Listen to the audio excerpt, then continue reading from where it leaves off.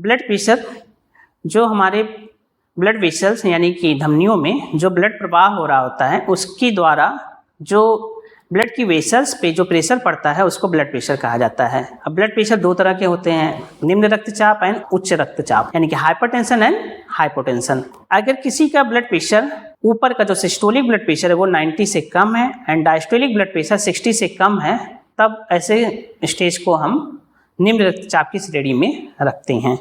कभी कभी जो है अगर सिस्टोलिक ब्लड प्रेशर 100 या ऊपर का या नीचे का ब्लड प्रेशर यानी कि डायस्टोलिक ब्लड प्रेशर 60 के अप्रॉक्स है यानी कि 65 है, तब भी हम लो ब्लड प्रेशर, जैसा कि लोग आते हैं, बहुत सारे पेशेंट हमारे पास ऐसे आते हैं कि हमारा बीपी हमेशा 100 के नीचे रहता है, तो उसको भी हम निम्न रक्तचाप की श्रेणी में रखते हैं।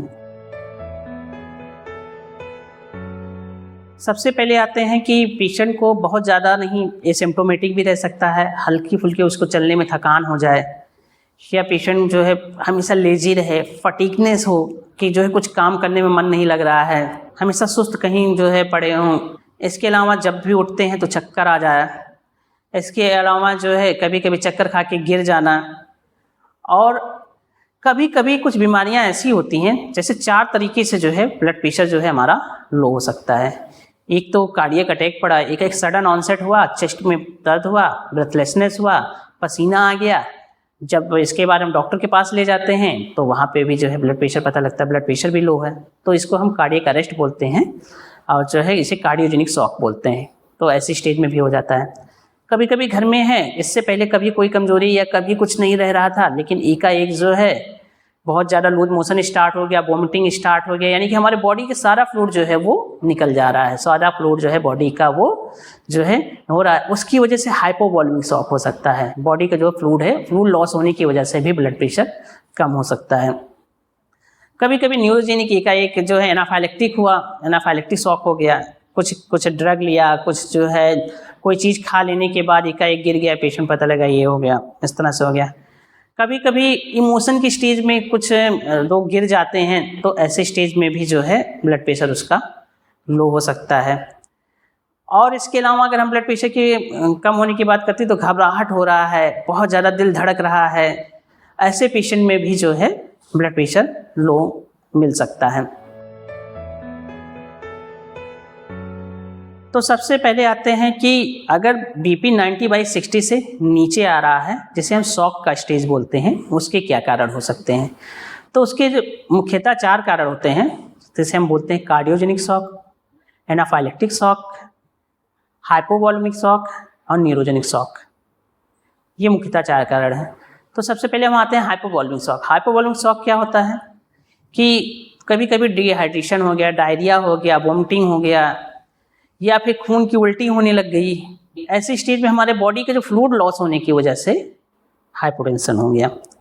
दूसरा हम कारण आता है न्यूरोजेनिक शॉक, जैसे पेशेंट को चोट लग गया, एकाएक स्पाइनल उसका नर्व कट गया, स्पाइनल शॉक में चला गया, तो ऐसे स्टेज में भी पेशेंट का ब्लड प्रेशर लो हो सकता है। तीसरा होता है कार्डियोजेनिक शॉक, पेशेंट में एकाएक चेस्ट पेन हुआ, हार्ट अटैक हुआ, उस स्टेज में जो है पेशेंट का ब्लड प्रेशर लो हो सकता है, जैसे कार्डियोजेनिक शॉक बोलते हैं। कभी कभी कुछ पदार्थ खा लिया, जैसे मूंगफली कुछ होते हैं एलर्जेंस होते हैं, कुछ ड्रग होते हैं, उसको खा लेते हैं, उसके बाद जो या कभी कभी कोई ड्रग लगने की वजह से भी जो है पेशेंट का एक हाइपोटेंशन में चला जाता है। तो ये मुख्यतः इसके कारण होते हैं।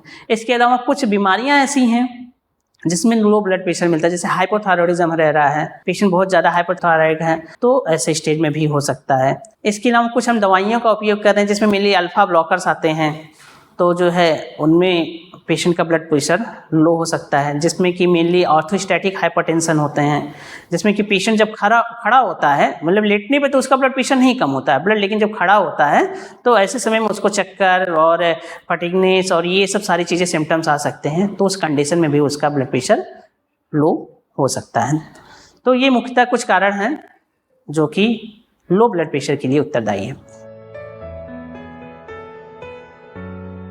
अगर ब्लड प्रेशर 90 से नीचे नहीं जा रहा है, जैसे कि कुछ फीमेल्स होती हैं जिनका कि डाइट प्रॉपर नहीं होता, एनीमिक होती हैं, उनमें जो है 100 के अप्रॉक्स जो है ब्लड प्रेशर रहता है, तो ऐसे फीमेल्स के लिए एडवाइज है कि वो अधिक से अधिक सॉल्ट लें, बाहर से भी कच्चा सॉल्ट भी ले सकते हैं, और इसके अलावा जो है नमक नमक हमारे सबके घर में रहता है, नमक, नींबू और चीनी का जो है घोल बना करके पिएं, ये हम कर सकते हैं। लेकिन इसके अलावा जो हमने शुरुआत में 4 कारण बताया, जिसमें कार्डियोजेनिक शॉक आ रहा है, हाइपोवोलेमिक शॉक हो रहा है, यानी कि डायरिया हो गया, या फिर बहुत ज़्यादा चेस्ट पेन हो गया, या एकाएक चोट लगने की वजह से उस समय जो है ब्लड प्रेशर गिर रहा है, या फिर जो है कुछ दवा लगने की वजह से हो रहा है, तो ऐसी स्टेज में डॉक्टर की सलाह लेना बहुत ज़रूरी है। डॉक्टर के पास जाएं, फिर डॉक्टर आपकी आवश्यकता अनुसार जो है आपका ब्लड प्रेशर का ट्रीटमेंट होगा, क्योंकि ये ब्लड प्रेशर लो होना सबसे ज़्यादा खतरनाक होता है। ब्लड प्रेशर लो होना ये जो है डायरेक्ट पेशेंट की एक्सपायरी तक के हो जाती है। कभी कभी कुछ इन्फेक्शंस होते हैं, सेप्टिसेमिक शॉक होता है, एक सेप्टिसेमिक शॉक भी होता है जिसमें पेशेंट को इन्फेक्शन हो जाता है, उसकी वजह से भी ब्लड प्रेशर लो हो सकता है। तो अगर बुखार आ रहा है, खांसी है, इन सब की वजह से भी आपको कमजोरी और ये सब लग रहा है, और आजकल जैसे डेंगू फीवर की केसेस में भी जो है ब्लड प्रेशर लो हो जा रहा है। अगर हमारे पास कोई पेशेंट आता है लो ट्रीटमेंट का, तो सबसे पहले हम पता करने की कोशिश करते हैं कि इसको किस वजह से इसका ब्लड प्रेशर लो हुआ है। कहीं हार्ट अटैक होने की वजह से तो नहीं हुआ है, या फिर जो है पेशेंट को डायरिया हुआ है, या वॉमिटिंग हुआ है, या फिर जो है वो खून की उल्टी की है इसकी वजह से हुआ है, या किसी चोट लगने की वजह से हुआ है, या पेशेंट को काफ़ी दिन से फीवर आ रहा है। तो ऐसी कंडीशन में हम डिफरेंट ट्रीटमेंट देते हैं।